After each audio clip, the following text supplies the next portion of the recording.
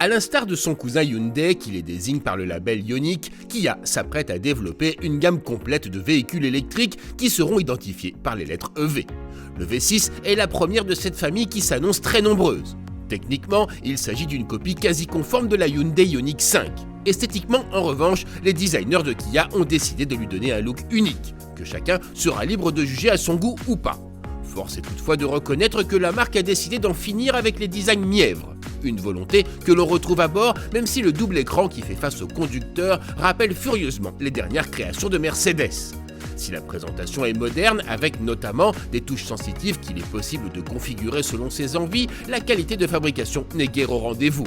L'ensemble dégage une impression un peu cheap, et certains matériaux ne sont pas dignes de cette catégorie. Comme pour se faire pardonner, le V6 propose beaucoup d'espace à ses occupants, presque autant que dans une limousine telle que la Mercedes Classe S. En revanche, il faudra voyager léger.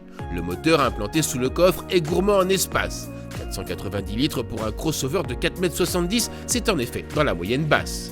Sur la finition GT Line de notre essai, doté en série du système audio Meridian, le subwoofer fait même perdre 10 litres supplémentaires.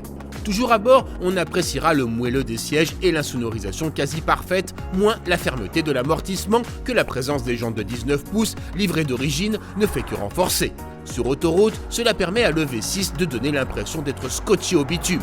Mais sur le réseau secondaire ou en ville, la moindre déformation remonte violemment dans les vertèbres des occupants. Sur le papier, l'élément le plus intéressant de cette Kia est sa partie mécanique.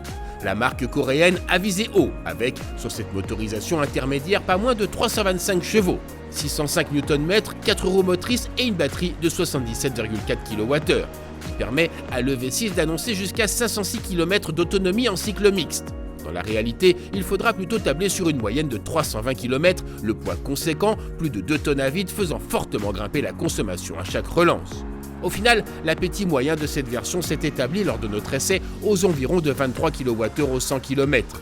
Un score pas particulièrement brillant. Heureusement que, grâce à son architecture électrique en 800 volts, le V6 accepte les très fortes puissances de charge, jusqu'à 239 kW. De quoi récupérer 80% d'autonomie en seulement 18 minutes. Autre conséquence négative de la masse, le comportement est pâteau dans les enchaînements de virages. En revanche, accélération et reprise ne sont qu'une simple formalité.